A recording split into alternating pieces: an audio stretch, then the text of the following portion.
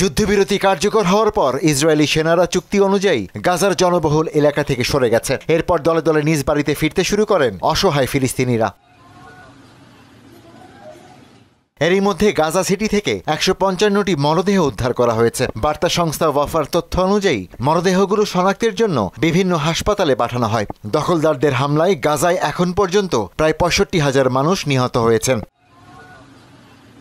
এরই মধ্যে গাজার মানুষকে সতর্কতা করে একটি নির্দেশনা জারি করেছে ইসরায়েলি প্রতিরক্ষা বাহিনী আইডিএফ। বলেছে, তাদের সেনারা যেখানে আছেন সেখানে যেন কোনো বেসামরিক মানুষ না থাকেন।